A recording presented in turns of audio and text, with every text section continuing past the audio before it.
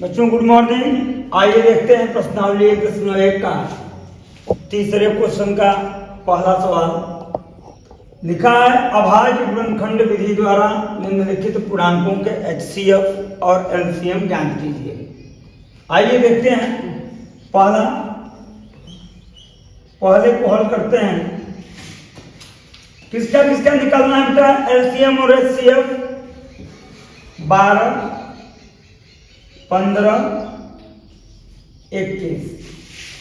तो आप इनको लिखा है अभाज्य गुणनखंड विधि द्वारा, तो आप इन संख्याओं का गुणनखंड करेंगे। 12 का गुणनखंड क्या होगा? 2 दूना 4 3 12। इसी तरीके से आप 15 का गुणनखंड कर लीजिए, 3 गुणित 5।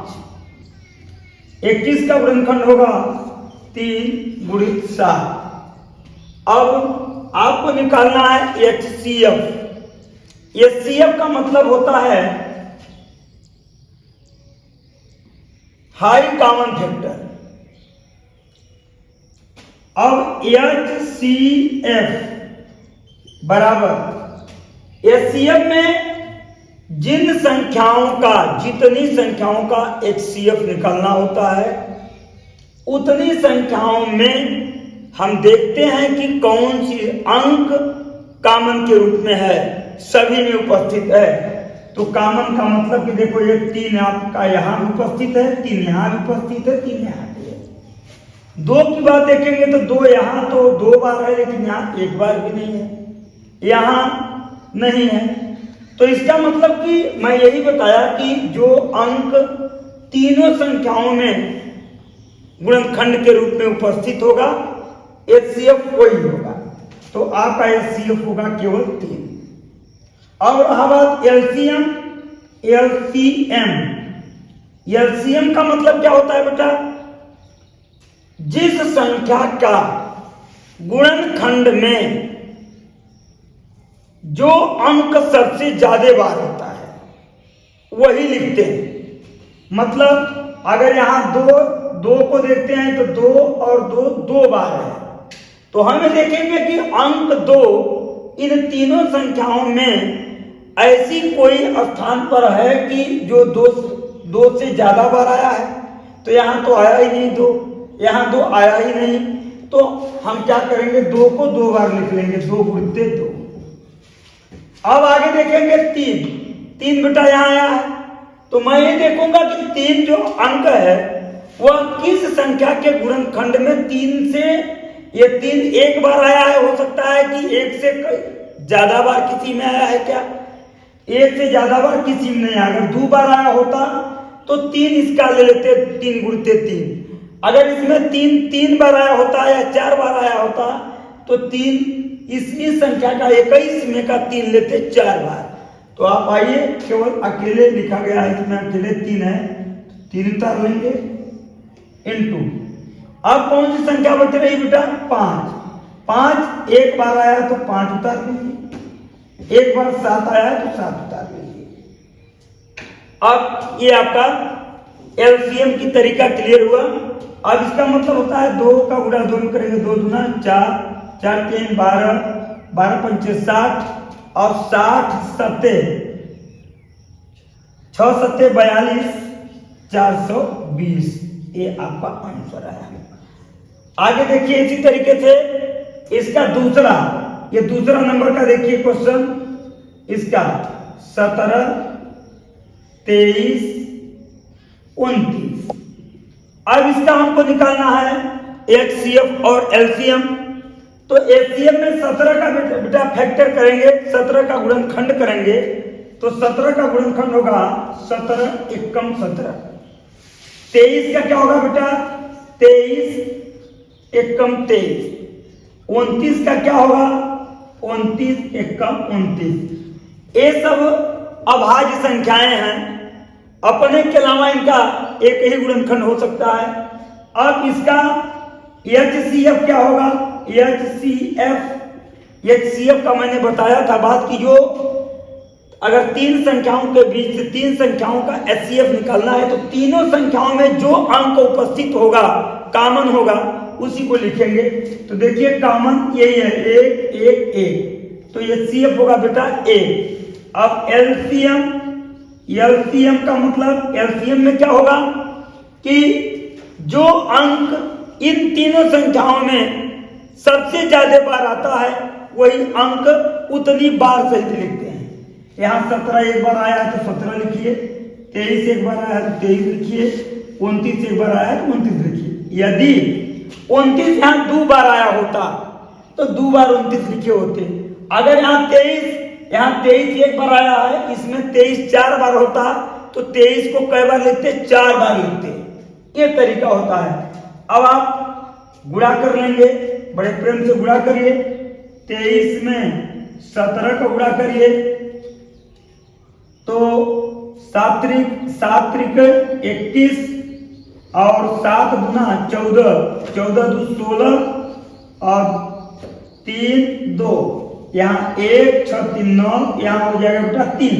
अब 29 का 3 गुणा कर लो, 9 कम 9, 9 9 81, एक अंश लगा 8 और 9 3 27, 27 8, 27 35 और 7 15। अब 2 का गुणा 1 में करेंगे, 2 1 कम 2, 2 9 18 और 2 3 6, 1 7, 9 3 8 5 13, 7 3 10 11। अब ये आपका हो गया बेटा 11,339, ये आपका आंसर हुआ। तो आगे तीसरा नंबर देखेंगे। देखिए निकालना है 8 9 25 का HCF और LCM। तो बेटा 8 का गुणनखंड करेंगे तो 2 दूना 4 दूना 8, 9 का करेंगे तो 3 त्रिका 9, 25 का करेंगे तो 5 गुणित 1, यहाँ भी गुणित 1, यहाँ भी गुणित 1 लिख लेंगे। और HCF क्या होगा, HCF होगा जो तीनों में होगा। तो तीनों में बेटा ना 2 दिख रहा है, तीनों में 3 भी तीनों में दिख रहा है, लेकिन एक संख्या 1 जो है सब में कॉमन है। मैंने बताया था कि जो तीनों में कॉमन होता है वही आपका निकलेगा HCF। अब LCM में क्या होगा, वही मैं बताया था कि जो अंक तीनों संख्याओं में सबसे ज्यादा बार होती है वही अंक लिखते हैं। तो इसमें 2 3 बार आया है, क्या इसमें भी 2 आया है? नहीं। इसमें भी 2 आया है? नहीं। तो इसका मतलब कि यही है, चोट्टा इसी को पकड़ना है, 2 × 2 2। अब बेटा अब आगे देखें कि 3 देख रहे हैं, जो 3 है इस दूसरी वाली संख्या में 9 वाली में 3 × 3 2 बार आया है। हम ये भी चेक करेंगे कि यहाँ तो 2 बार आया है, कहीं तो 3 ऐसा नहीं है कि 3 बार आया है या 4 बार आया है। तो इसको देख लेते हैं, इसको देख लेते हैं, नहीं है। इसका मतलब अब इस 3 को आप उतार लीजिए, 3 × 3। आगे देखें कि और कोई संख्या बची है इन तीनों के ग्रुपों में, तीनों के समूह में। तो देख रहे हैं 5 कितनी बार आया है? तो 5 × 5। चलिए तो 2 दूना 4 दूना 8 3 24 और 5 5 25 3 75। ये हो जाएगा आपका 24 × 75। फिर से देख लीजिए, 2 दूना 4 दूना 8 3 24 और 5 5 25 3 75। अब आराम से 24 में 75 का गुणा कर लीजिए, तो 5 चौका 20 और 5 दूना 10 2 12, 7 चौका 28 और 7 दूना 14, 7 दूना 14, 14 2 16, 0 8 2 10, 6 1 7 1 8 1। ये आ गया आपका 1800। ये आपका आंसर हो गया। आइए बच्चों देखते हैं अब हम क्वेश्चन नंबर 4। HCF 306, 600 667, वहाँ 657, थोड़ा सा 1 मिनट देख लिया जाए कि क्वेश्चन गलत है क्या। तो 57, यहाँ बेटा 57 होगा 50 से, ठीक, कोई दिक्कत नहीं। अब 306 और 657 दो संख्याएं हैं। ये दो संख्याएं हैं बेटा, दो संख्याओं का HCF दिया है 9। हमें HCF ज्ञात है, मुझे ज्ञात करना है क्या, मुझे ज्ञात करना है LCM। तो आइए हम देखते हैं कि पहले दो संख्याओं का नाम क्या है। तो पहली संख्या को मैं लिख देता हूं PX 306, दूसरी संख्या को लिख देते हैं QX बराबर 657। अब बेटा HCF कितना दिया है 9, इसका मतलब होता है कि HCF है 306 और 657 का HCF 9 दिया है। अब आपको LCM ज्ञात करना है, LCM क्वेश्चन मार्क ज्ञात करना है। एक फार्मूला होता है, आप जानते हैं, PX गुणित QX बराबर HCF इंटू LCM, ये फार्मूला होता है। अब आपको निकालना है LCM निकालना है, तो HCF को इस तरह भेज देंगे। तो LCM बराबर PX इंटू QX अपान HCF, ठीक है बेटा। आगे आइए, PX का वैल्यू यहां गिवन है 306 इंटू QX का क्या है वैल्यू 657 अपान HCF का मान क्या दिया है 9, ये आपका। अब 9 से इसको भाग दे लेंगे, जो आएगा आंसर होगा। चलिए 3 से काटते हैं, 3 त्रिका 9, 3 एकम 3, 3 सुनाई 0, 3 दूना 6, कट गया। अब यहां पर क्या करेंगे, 3 दूना 6, 3 एकम 3, 3 9 27, ये हो जाएगा 102 गुणित 219। अब 219 में 102 का गुणा कर देंगे, 219 गुणित 102, आइए तो 2 9 18, 2 एकम 2, 1 3, 2 दूना 4, 0 0 0, 9 1 2, 8 3 9 4 13, 2 2 हो गया 22,338, ये आपका आंसर हुआ। बच्चों अब देखना है 5वां क्वेश्चन। जांच कीजिए कि क्या किसी प्राकृतिक संख्या n के लिए संख्या 6 के घाते n अंक 0 पर समाप्त हो सकती है। अब आपको यह देखना है कि प्राकृतिक संख्या n के लिए n पर क्या रख दिया जाए कि 0 पर समाप्त हो सकती है। देखिए हल करेंगे, लिखेंगे चूंकि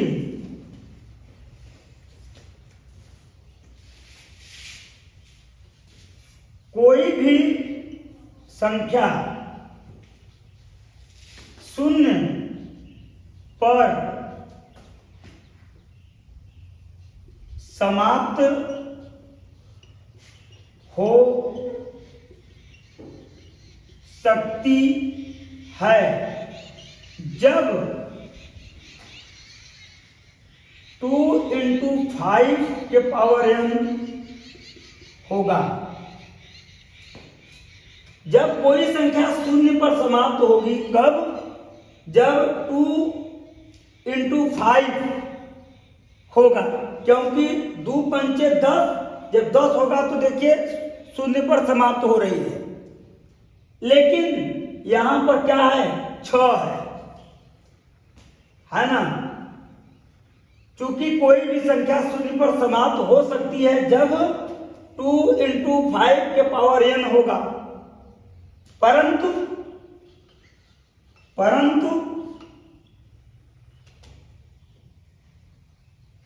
6 के पावर n होने पर 2 × 3 के पावर n है। यहां पर 6 है तो 6 के पावर n दिया है, तो इसका जब गुणनखंड करेंगे तो 2 के पावर 3 है, जबकि समाप्त होने के लिए शून्य पर क्या होना चाहिए, 2 × 5, लेकिन यहां पर है 2 × 3, है ना। अतः परंतु 6 के पावर n होने पर, है ना, परंतु 6 पावर n होने पर 2 × 3 के पावर n यहां पे है। अतः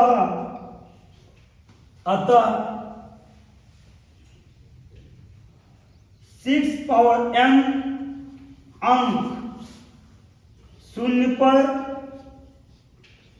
समाप्त नहीं हो सकता, नहीं हो सकता। ठीक,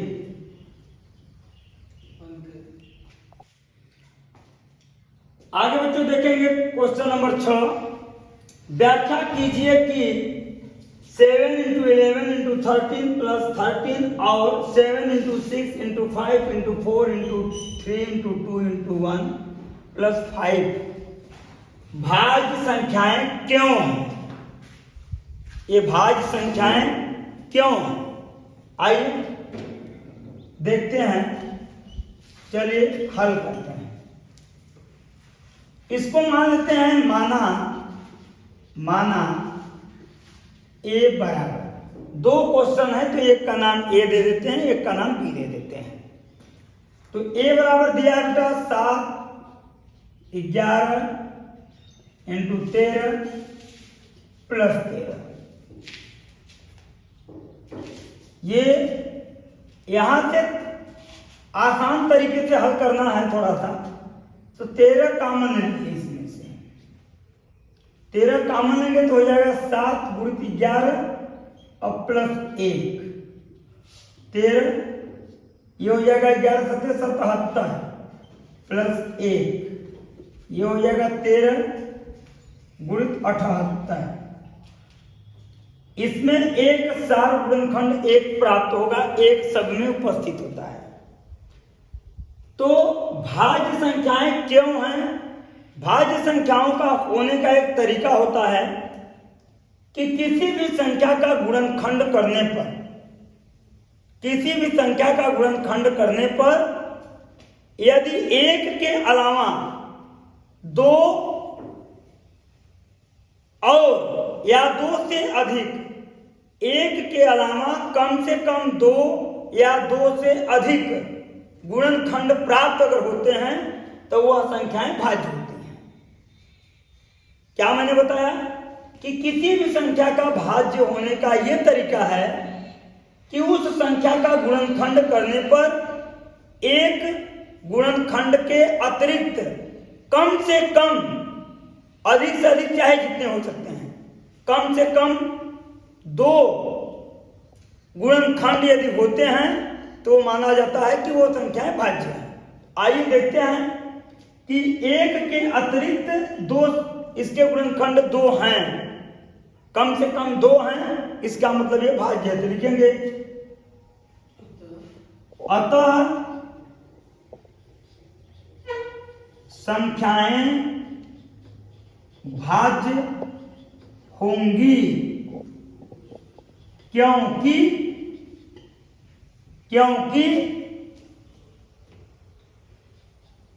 इनके गुणनखंड 1 के अतिरिक्त